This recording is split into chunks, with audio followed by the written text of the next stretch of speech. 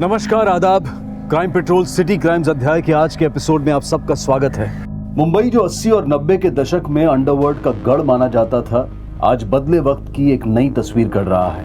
आने वाले वर्षों में मुंबई भारत का वो शहर होगा जहां भारत की पहली बुलेट ट्रेन दौड़ेगी।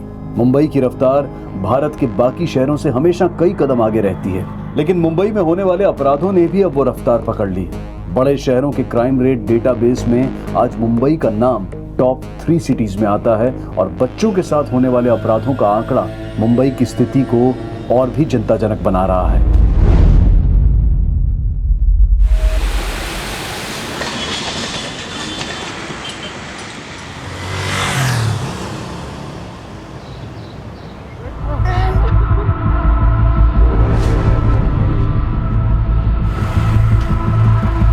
चल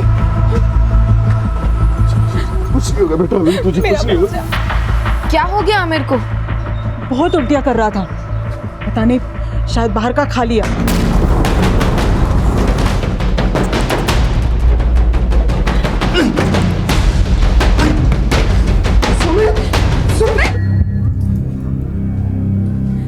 डॉक्टर, आमिर कैसा है? आप घबराइए मत, आपका बेटा अब खतरे से बाहर है। हालांकि उसकी जान भी जा सकती थी, लेकिन हमने उसे बचा लिया।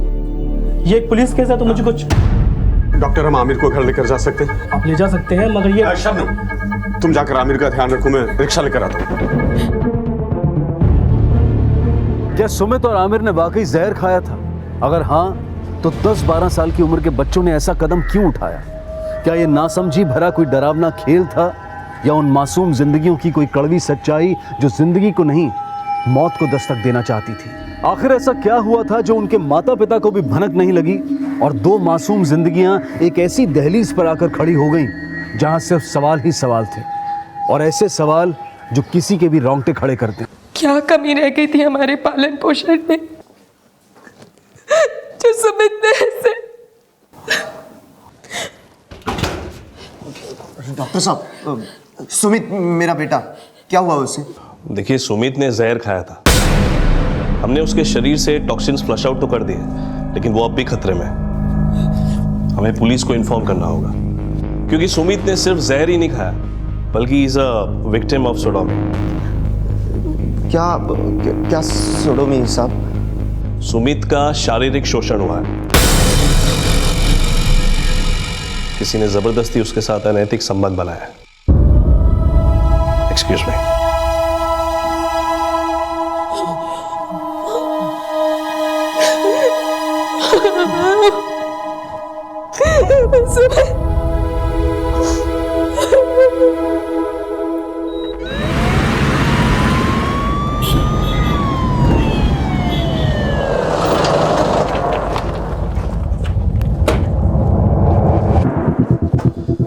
सर, जो सुमित नाम का बच्चा लाया गया था उसे सेप्सिस है। इन्फेक्शन पूरी बॉडी में फैल चुका है।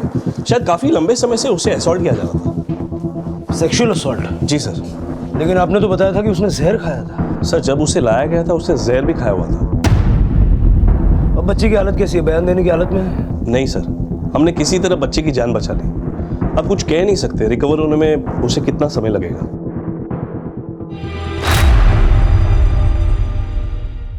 क्या आप जानते थे कि सुमित का शारीरिक शोषण किया जा रहा था? नहीं सर, हम तो ये सुन के शौक है। हमारे सुमित के साथ कोई। मतलब आपको कोई अंदाजा नहीं कि कौन हो सकता है जिसने सुमित के साथ ये? नहीं सर। सब मेरी गलती है मैडम। सुमित मुझे अक्सर कहता था कि उसके पेट में दर्द है। होमवर्क खत्म किया? लेकिन मुझे लगता था ये सब पढ़ाई ना करने का बहाना है, और वो कुछ नहीं बता पाया। या कोई और बात है जो तुम छुपा रहे हो? नहीं सर, मैं आपसे कुछ नहीं छिपा रहा, पर सुमित न जाने कब से हमसे ये सब छिपा रहा था। सर, बस इतना कह रहा था कि उसने और आमिर ने जहर खाया था। आमिर? ये आमिर कौन है? जी, हमारे पड़ोस में ही रहता है वो। सुमित और आमिर एक ही स्कूल में पढ़ते हैं। सुमित को यहाँ लाने से पहले आमिर के अम्मी अब्बू भी आमिर को अस्पताल लेकर जा रहे थे। आमिर को कौन से हॉस्पिटल में लेके गए? मालूम नहीं मैडम। आमिर के माँ बाप का नंबर है आपके पास? जी, उसके अब्बू शकील का नंबर है मेरे पास। दीजिए। 9870। सर इसकी बीवी से भी ज़्यादा इन्फॉर्मेशन नहीं मिली। सर आमिर के फादर शकील का फ़ोन स्विच ऑफ आ रहा है। विक्रम, आमिर के घर जाओ और पता करो आमिर की कंडीशन क्या है। जी साहब। आरती, अभी तुम घर जाओ और पीयूष को संभालो। शांति मौसी का फोन आया था, बोल रही थी पीयूष बहुत रो रहा है। आरती, हिम्मत रखो। कैसे मत रखो, पता नहीं कौन हैवान होगा जिसने इसके साथ। वो जो भी है, सुमित के होश में आते ही उसका नाम पता चल जाएगा। हम छोड़ेंगे नहीं उसे। अभी तुम घर जाओ, पीयूष को तुम्हारी जरूरत है।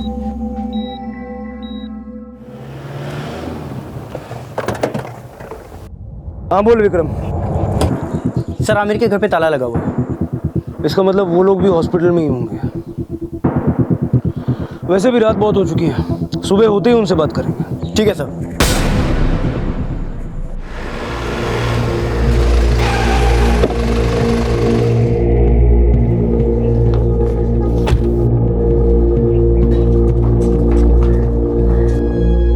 पीछे जाइए, पीछे जाइए, पीछे जाइए, पीछे जाइए, पीछे जाइए।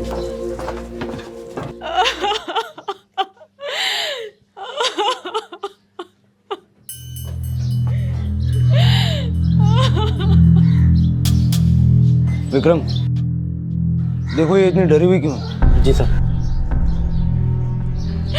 आमिर, मेरा बच्चा कहाँ गया? आमिर, मेरे बच्चे को ला दो। मेरा बच्चा आमिर, आमिर।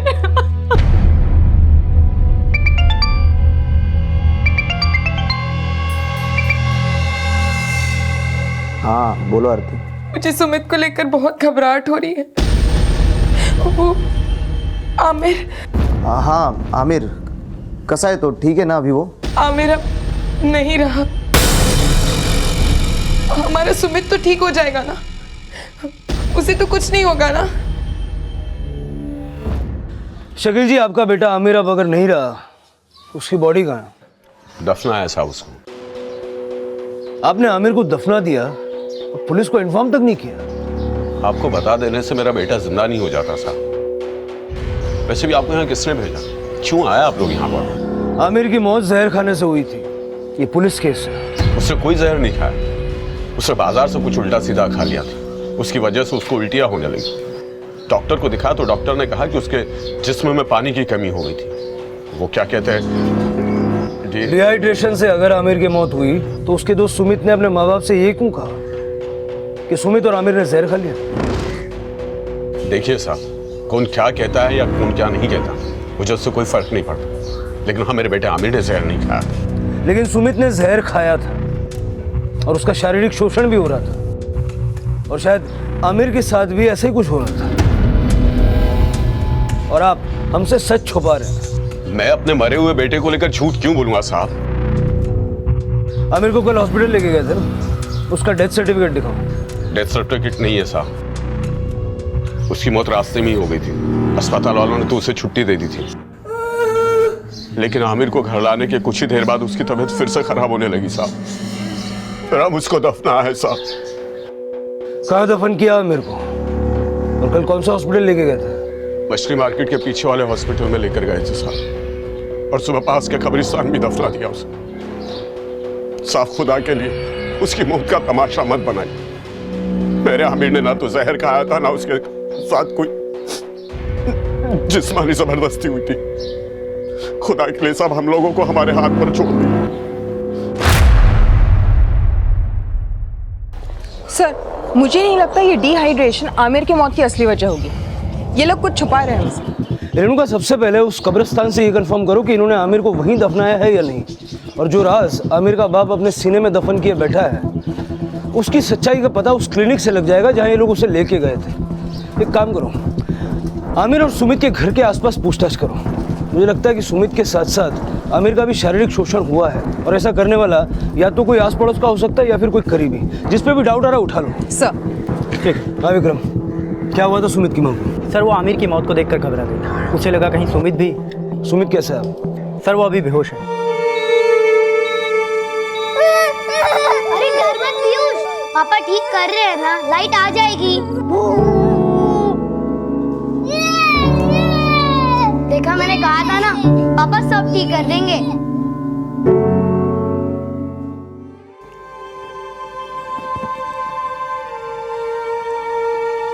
पापा सब ठीक कर देंगे बेटा, सब ठीक कर देंगे पापा। छोटे बच्चों में यह विश्वास सहज ही होता है कि अगर उन्हें कोई भी दुख परेशानी होगी तो उनके माता पिता उसे ठीक कर देंगे। लेकिन एक उम्र के बाद ऐसा क्या हो जाता है कि हमारे बच्चे अक्सर अपनी समस्याएं हमसे शेयर नहीं करते हैं। आंकड़े बताते हैं कि 10 से 15 साल की उम्र के लगभग 60% बच्चे अपनी समस्याएं और अपने सवाल अपने माता पिता से शेयर नहीं करते हैं। और इसका कारण हम पेरेंट्स को समझने की बहुत ज़रूरत है, क्योंकि अगर माता पिता बच्चों की समस्याओं से बेखबर रहें तो परिणाम ऐसे ही सामने आते हैं। लेकिन इस परिणाम को पैदा करने वाला वो शख्स कौन था जो एक लंबे समय से सुमित का शारीरिक शोषण कर रहा था? इस सवाल का जवाब सुमित की खामोशी में कैद था। और यह सवाल भी खड़ा हो रहा था कि क्या सुमित का दोस्त आमिर भी इस तरह के शोषण का शिकार हो रहा था, और क्या उसने वाकई में सुमित के साथ जहर खाया था? इस केस ने पूरे इलाके में सनसनी पैदा कर दी थी, क्योंकि ये केस इतना संवेदनशील था कि पुलिस की एक चूक भी भारी पड़ सकती थी। इसलिए इस तनावपूर्ण स्थिति में पुलिस पूरी एहतियात बरत रही थी, जिसने इस केस की इन्वेस्टिगेशन को और भी मुश्किल कर दिया था। हाँ रेणुका। सर कब्रिस्तान में पता किया, आज सुबह 6 बजे आमिर को वहां दफनाया गया था।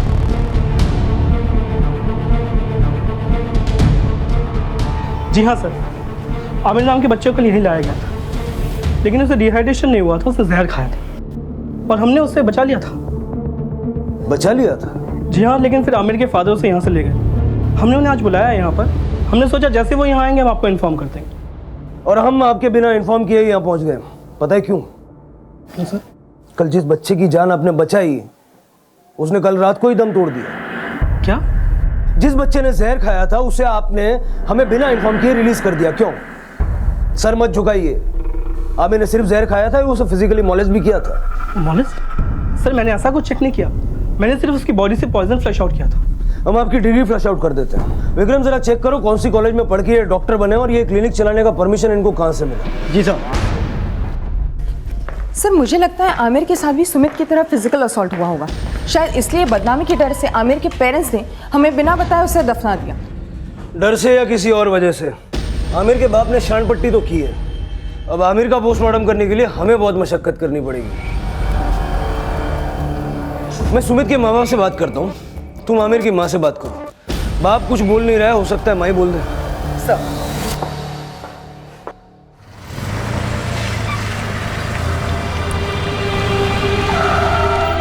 रविंदर जी, जो कुछ भी हुआ उससे तो बदला नहीं जा सकता, लेकिन आपके बच्चे के गुनहगार को बख्शा नहीं जाएगा। आमिर का सच उसकी मौत के साथ दफन हो गया और सुमित इस वक्त बयान देने की हालत में नहीं है। ऐसे में आप लोग ज़रा दिमाग पे जोर डाल के मुझे बताइए, ऐसा कौन हो सकता है जो लगभग रोज़ आपके बच्चों के बचपन को तबाह कर रहा था? आप लोग वाकई में नहीं जानते या आप भी आमिर के माँ बाप की तरह सच बताने से डर रहे हैं? हम तो ये सोच सोच के डर रहे हैं कि हमारा बच्चा पहले जैसा कब होगा। हमें लगता था उसका पढ़ाई में दिल नहीं लगता, पर हम पढ़ाई में दिल नहीं लगता मतलब स्कूल जाने से मना करता था? हाँ साहब। और आमिर और सुमित दोनों एक ही स्कूल में पढ़ते हैं? जी। कहीं ऐसा तो नहीं कि कोई उनके साथ स्कूल में या फिर स्कूल से जुड़ा हुआ कोई शख्स उनके साथ ये सब कर रहा था? हो सकता है सर। हाँ, मुझे एक बार उसके ट्यूशन टीचर का फ़ोन आया था। Tuition teacher? जी। क्या नाम? जी, उनका नाम जयदेव शास्त्री है। सुमित और आमिर दोनों उन्हीं से ट्यूशन पढ़ते थे। एक दिन उनका फ़ोन आया, सर हम लोग भी सुमित को समझा समझा कर थक गए, लेकिन वो समझता ही नहीं। रविंद्र जी, ये सिर्फ सुमित की बात नहीं है, उसके दोस्त आमिर का भी यही हाल है। तो आपने आमिर से या उसके माँ बाप से बात की? आमिर के माता पिता से हमारी इतनी बातचीत नहीं थी, और मेरी नौकरी ऐसी है कि 15-15 घंटे मैं बाहर रहता हूँ। साहब, हमारे छोटे बेटे पीयूष को दिमाग की बीमारी है, 24 घंटे उसे देने पड़ते हैं। इसलिए हम सुमित पे ज्यादा ध्यान नहीं दे पाते थे। जब भी मैं उससे पढ़ाई करने के लिए कहती थी, या तो वो घर से बाहर भाग जाता था या कहता था उसके पेट में दर्द है। आरती जी, वो बार बार आपको अपने पेट दर्द के बारे में बताता था। आपको हर बार ये लगा कि वो झूठ बोल रहा है। यही तो भूल हो गई साहब मुझसे। उसके ट्यूशन मास्टर जी का इनको कॉल भी आया था, लेकिन मैंने उसे प्यार से बात करने की बजाय उल्टा उससे डांट दिया। सुमित आमिर के सामने आने से डर रहा था या आमिर से डर रहा था?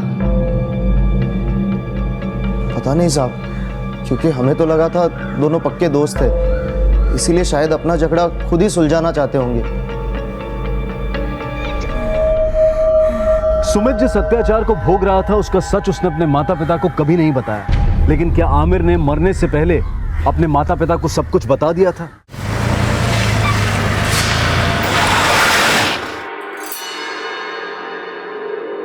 क्या बात है मैडम, आप लोग फिर से आ गए? देखिए, हम अपना काम कर रहे हैं, आप बीच में दखलंदाजी ना करें, यही बेहतर है। मुझे आपसे बात करनी है। मैडम, बहुत गहरे सदमे में है वो। ये सदमा इन्हें दिया किसने, ये जानने के लिए मुझे इनसे बात करनी है। देखिए, हमें पूरी हमदर्दी है आपसे। अब आमिर तो वापस नहीं आ सकता। क्या आप नहीं चाहते कि आपके बेटे के गुनहगारों को सजा मिले? मैडम, क्यों आप हमारे जख्मों पर नमक छिड़क रही है? आप लोगों को जो जानना था उन सवालों के मैं जवाब दे चुका हूं। जो जवाब थे वो सारे झूठे थे शकील जी। मतलब? जिस क्लिनिक में आप आमिर को लेके गए थे, वहां के डॉक्टर ने बताया कि उसने जहर खाया था। हमें इसका अंदाजा है कि आपने झूठ क्यों कहा। सुमित के जैसे ही आमिर के साथ भी शारीरिक शोषण हुआ था। ये जग जाहिर ना हो इसलिए आपने बदनामी कर। ऐसा कुछ नहीं हुआ था। हाथ जोड़ता हूं आपसे, हमारे बेटे का जनाजा उठा मैडम, उसके बाद हमारे माँ बाप पर रहम कीजिए मैडम। देखिए, एफआईआर लिखवा दीजिए और आमिर की बॉडी को पोस्टमार्टम भेजने के लिए हमारी मदद कीजिए। क्या कहा आपने? क्या चाहती है आप? आप चाहती है कि मैं अपने दफन किए हुए बेटे को उसकी कब्र से निकालकर उसके जिस्म को चीर फाड़ करने की इजाजत दूं आप लोगों को? मैं ऐसा कभी होने नहीं दूंगा। मेरे बेटे के जिस्म को हाथ नहीं लगाने दूंगा।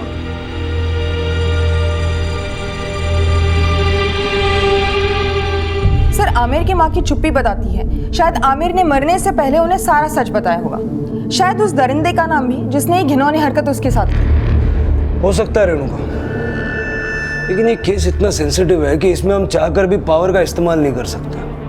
जब तक सुमित के घर वालों की तरह आमिर के घर वाले हमें सपोर्ट नहीं करते, तब तक किसी भी नतीजे पे आना इम्पॉसिबल है। इस केस को किसी नतीजे तक पहुंचाने के लिए पुलिस को भी काफी मशक्कत करनी थी, क्योंकि हर मोड़ पर एक नया सवाल खड़ा होने वाला था। और आखिर क्या वजह थी कि आमिर के पिता लगातार ये कह रहे थे कि आमिर के साथ शारीरिक शोषण नहीं हुआ था? वजह सिर्फ बदनामी का डर ही नहीं, कुछ और भी हो सकती है। आमिर को ट्रीट करने वाले डॉक्टर ने बताया कि आमिर ने जहर खाया था। आमिर नाम के बच्चे को कल यहीं लाया गया था, लेकिन उसे कोई डिहाइड्रेशन नहीं हुआ था, उसने जहर खाया था। आमिर के अब्बू का ये झूठ तो पकड़ा गया। उसने कोई जहर नहीं खाया, उसने बाजार से कुछ उल्टा सीधा खा लिया था, उसकी वजह से उसको उल्टियां होने लगी। डॉक्टर को दिखाया तो डॉक्टर ने कहा कि उसके जिस्म में पानी की कमी हो गई थी। लेकिन किसी का एक झूठ उसकी हर बात के झूठ होने का प्रमाण तो नहीं देता। प्रमाण तो इस बात का भी नहीं कि सुमित और आमिर दोनों ने एक साथ जहर खाया था। लेकिन सुमित अपने माँ बाप से झूठ क्यों बोलेगा? और सुमित के माँ बाप हमसे झूठ बोले, ऐसी कोई वजह मुझे नजर नहीं आ रही। सर, माना कि दोनों ने एक साथ जहर खाया, तब भी सवाल वही है कि आखिर दोनों ने जहर खाया क्यों? और सवाल यह भी था कि उन्होंने जहर अपनी मर्जी से खाया था या फिर उन्हें जहर खाने के लिए मजबूर किया गया था। जो उनको मजबूर करके लगातार उनका शारीरिक शोषण कर सकता है, अगर वो अपनी पे आए तो उन्हें जहर खाने के लिए भी मजबूर कर सकता है। अगर ऐसा था तो उन्हें मजबूर करने वाला वो वहशी कौन था जो दो मासूमों के शरीर के साथ ही नहीं बल्कि उनके दिमाग के साथ भी खेल रहा था? एक ऐसा घिनौना खेल जिसमें एक जान जिंदगी के लिए लड़ रही थी और दूसरी मौत को गले लगा चुकी थी। सुमित का बचना जितना जरूरी है, उतना ही जरूरी है कि जल्द से जल्द आमिर की बॉडी का पोस्टमार्टम करवाया जाए। लेकिन क्या पुलिस दफनाए जा चुके मृत आमिर का पोस्टमार्टम करवाने में सफल हो पाएगी? आमिर की बॉडी को एक्सह्यूम करने के लिए कोर्ट में अर्जी दायर करवाओ और सुमित और आमिर के स्कूल और ट्यूशन दोनों जगह बात करते हैं, क्योंकि सुमित के पेरेंट्स के मुताबिक सुमित स्कूल और ट्यूशन दोनों जगह जाने से इनकार करता था। सर,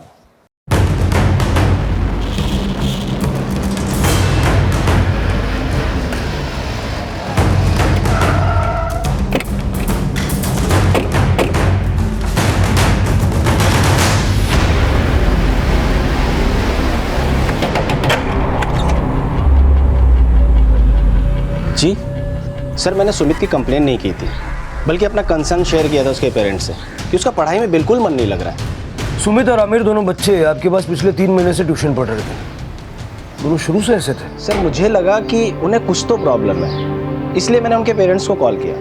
आपने बताया कि आमिर और सुमित दोनों पढ़ाई में शुरुआत में फोकस थे और बाद में उनके बर्ताव में चेंज आया।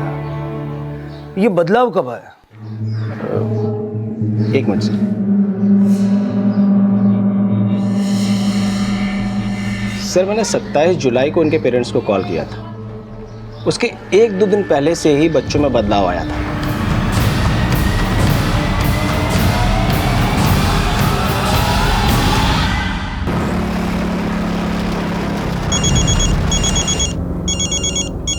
बोलो रेणुका। सर, सुमित और आमिर के क्लासमेट्स और टीचर से तो कोई इन्फॉर्मेशन हाथ नहीं लगी, लेकिन प्रिंसिपल ने बताया करीब 3 महीने पहले एक टीचर को रेस्टिकेट किया गया गर्ल स्टूडेंट के मोलेस्टेशन चार्जेस पर, और वो उसी जगह रहता है जहां आमिर और सुमित रहते हैं। नाम क्या है उस टीचर का? अशोक सरले।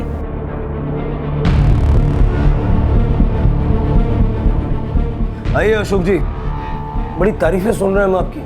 कैसी तारीफ सर? तारीफें सुन रहे हैं हम आपकी उस स्कूल से जहां से आपको निकाला गया। आप क्या बोल रहे हैं सर? मुझे कुछ समझ में नहीं आ रहा है। 27 जुलाई से 16 अगस्त तक क्या शौक फरमा रहे थे आप इन बच्चों के साथ? साहब ये कौन बच्चे हैं सर, और किस शौक की बात कर रहे हैं आप? कुछ वैसा ही शौक जो आपने अपने स्कूल में मानसी, शिल्पा और सोनम के साथ फरमाने की कोशिश की और जिसके चलते आपको अपनी नौकरी से हाथ धोना पड़ा। हाँ साहब, वो लड़कियों के साथ मैंने लेकिन साहब उसके लिए मुझे सस्पेंड कर दिया था साहब स्कूल से, और 27 जुलाई को तो मैं मुंबई में भी नहीं था साहब। ये लड़कों के साथ मैंने कुछ नहीं किया साहब। अच्छा, लेकिन जयदेव शास्त्री तो कुछ और ही बोल रहा है तेरे बारे में। कौन जयदेव शास्त्री साहब? जिसके पास ये दोनों बच्चे ट्यूशन पढ़ने के लिए जाते थे। जयदेव शास्त्री तेरे घर से ज़्यादा दूर नहीं रहता है, याद आया कुछ? हाँ साहब। चल विक्रम, डंडा छोड़, पेन उठा और बयान ले किसको याद आ गया सब। साहब मैं वो ये कह रहा था कि वो जयदेव शास्त्री कौन है ये याद आ गया। पेन रख दे विक्रम, डंडा ही उठा। नहीं साहब, माफ कर दो साहब, मैंने कुछ नहीं किया साहब, मैंने कुछ नहीं किया है साहब। ये लड़कों के साथ मैंने कुछ नहीं किया है साहब। मैं घर जाने दो साहब, टीचर हूँ साहब, मैंने कुछ नहीं किया, मेरा यकीन करो साहब। साहब जाने दो साहब। जाओ, अगर जरूरत पड़े तो फिर बुलाएंगे। ठीक है साहब, चलो।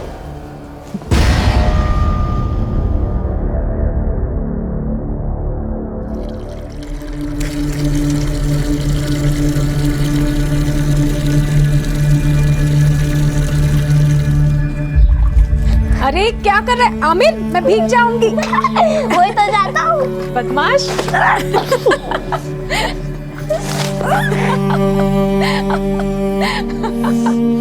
बदमाश। बहुत बुरा लगता है ना दीदी, जब कोई हमारी जिंदगी से चला जाता है, जिसके बिना हमारी जिंदगी एकदम खाली, एकदम सूनी। मैं अभागन तो अपने बेटे का मन नहीं पढ़ सकी दीदी, लेकिन क्या आपको भी कभी एहसास नहीं हुआ कि आमिर किस तकलीफ से गुजर रहा था? शबनम, और कितनी देर पानी भरोगी? चलो घर के अंदर।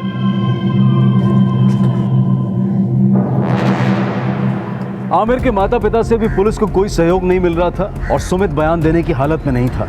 वहीं सुमित के इलाज का खर्चा उठाना उसके माता पिता के लिए एक कड़ा संघर्ष बन गया था। तभी एक एनजीओ द्वारा एक मुहिम चलाई गई जिसमें इलेक्ट्रॉनिक और सोशल मीडिया के द्वारा सुमित के लिए चंदा मांगा जा रहा था और ये केस मीडिया की काफी सुर्खियां बटोर रहा था। देखिए, मुझे पुलिस से कोई शिकायत नहीं है। मैं बस इतना कहना चाहता हूँ कि आजकल के माहौल में सिर्फ लड़कियों को नहीं, लड़कों को भी खतरा है। मेरे बच्चे के साथ जो हुआ वो किसी के बच्चे के साथ नहीं होना चाहिए। अगर आपके बच्चे के बर्ताव में अचानक कोई बदलाव आता है तो आप उसे गंभीरता से लीजिए। आप जानने की कोशिश कीजिए भीतर तक कि उसे हुआ क्या है। आप अपने बच्चों के दोस्त बनिए, इतने अच्छे दोस्त कि वो आपसे कोई भी दुख, कोई भी तकलीफ छिपाए नहीं। और बच्चों में एक भावना हमेशा बुलंद रहनी चाहिए पापा सब ठीक कर सकते हैं, मम्मी सब ठीक कर सकते हैं।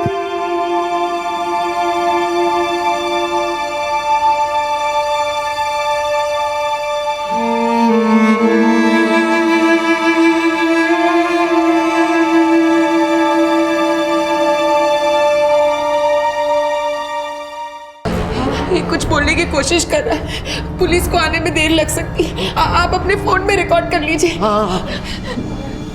बेटा देख, डर मत बेटा, जो हुआ है वो सब बता दे। क्या हुआ है तेरे साथ? सर अभी सुमित ने शाहिद का नाम लिया था सर। शाहिद? सर। शाहिद कौन? सर हमें नहीं पता वो किस शाहिद की बात कर रहा था। ये देखिए।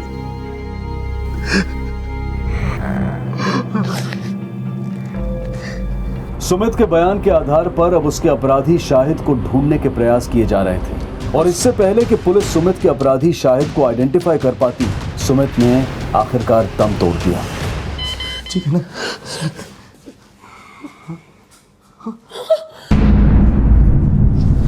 ठीक, कुछ नहीं हुआ।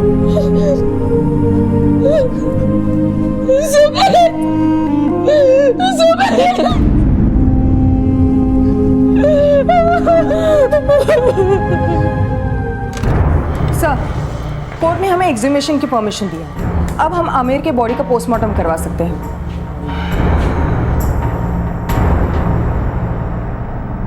अच्छा हुआ, हमारे सुमित को शांति मिल गई, दर्द से मुक्ति मिल गई उसे।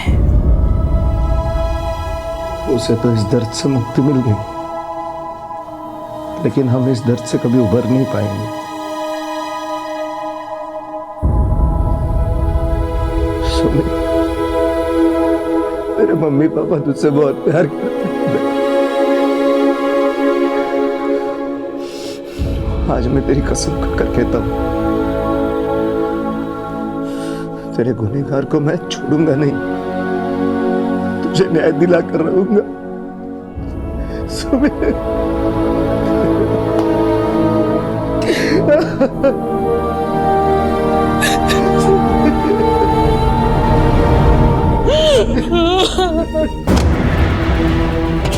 ये ठीक नहीं कर रहे साला आप लोग। मेरे बच्चे की कब्र इस तरह खोद कर आप उसकी मिट्टी खराब कर रहे हैं।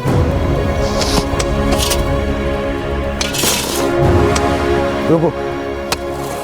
पुलिस को उम्मीद थी कि पोस्टमार्टम रिपोर्ट से उन्हें कोई लीड मिलेगी, लेकिन कुछ हासिल नहीं हुआ क्योंकि बॉडी काफी लंबे समय तक दफन रहने की वजह से डीकंपोज हो चुकी थी। अब पुलिस के पास सिर्फ एक लीड थी, एक नाम था शाहिद। इस शाहिद का ना तो कोई सरनेम था, ना कोई पहचान थी, ना कोई पता था और ना ही कोई चेहरा। ये केस खत्म होता नजर आ रहा था, लेकिन दो मासूमों की तबाह जिंदगी को इंसाफ की दरकार थी। ये इंसाफ बहुत जरूरी था, लेकिन कैसे, ये सवाल अब भी अपने जवाब ढूंढ रहा था। सर आप कुछ करते क्यों नहीं? अब तो आपको उसका नाम भी पता है, पकड़ते क्यों नहीं उसे? देखिए, हम पूरी शिद्दत से अपना काम कर रहे हैं। शाहिद नाम वाले कई लोगों को हमने गिरफ्तार किया, लेकिन उनमें से किसी का इस घटना में कोई हाथ नहीं है। हम अपनी तरफ से पूरी कोशिश कर रहे हैं। अब आप अपनी कोशिश करो और मैं अपनी करूंगा। मेरे बेटे को मैं न्याय दिला कर रहूंगा।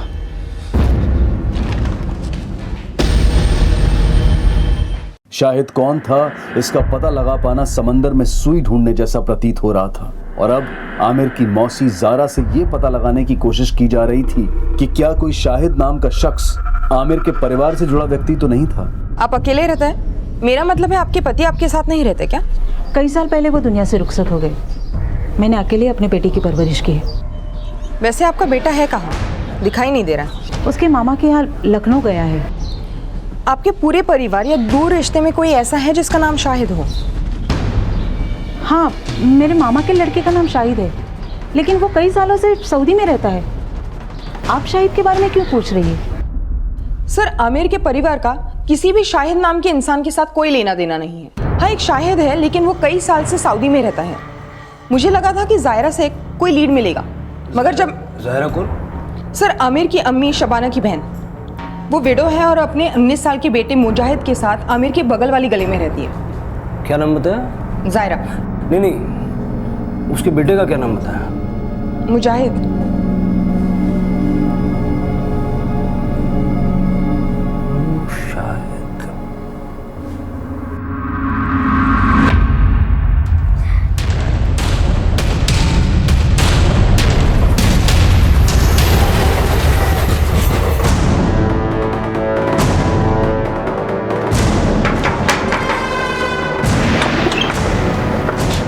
मुजाहिद है?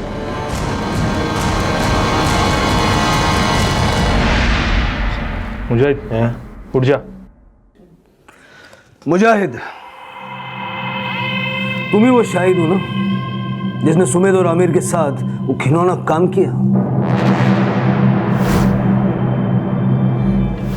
मुजाहिद ही शाहिद है। शायद सुमित मुजाहिद कहना चाहता था, लेकिन सुना ही शाहिद दिया होगा। तूने जो कुछ भी किया है खुद से बताएगा या तेरे गले में हाथ डाल के बुलवाएं? इधर उधर क्या देख रहा है? डॉक्टर से परमिशन लेके तुझे यहाँ पूछताछ के लिए बिठाया, समझा? सर, एक दिन मैं नशा करके घर जा रहा था। जाते वक्त मैंने झाड़ियों के पीछे दोनों को देखा। मजा आया ना आज? हाँ, बहुत मजा आया। फिर ये मेरी रोज की आदत बन गई थी। पहले मैं खुद करता था, उसके बाद अपने दोस्तों को साथ में लेके जाता था। सर, पता नहीं मुझे क्या हो गया था।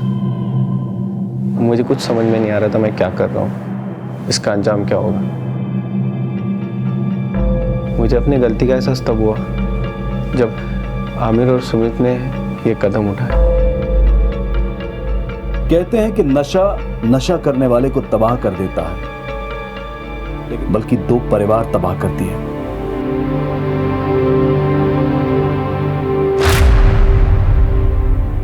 मुजाहिद ने कबूल किया कि वो और उसके दोस्त सुमित और आमिर का शारीरिक शोषण कर रहे थे, लेकिन सुमित और आमिर की मौत, वो इस केस का ऐसा सवाल है जो अब भी रहस्य बना हुआ है कि आमिर और सुमित ने जहर क्यों खाया था।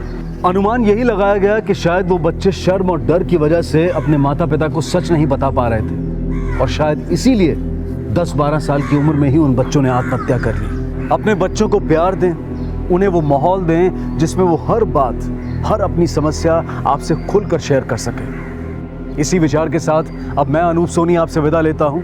फिर मुलाकात होगी अगले एपिसोड में एक और चौंका देने वाले केस के साथ। तब तक अपना और अपने परिवार का ख्याल रखें और देखते रहें क्राइम पेट्रोल सिटी क्राइम्स। सबक एक को, सीख हम सबको। जय हिंद। इस तरह के और भी एपिसोड देखने के लिए हमारे चैनल को सब्सक्राइब करें और बेल आइकन दबाना ना भूलें।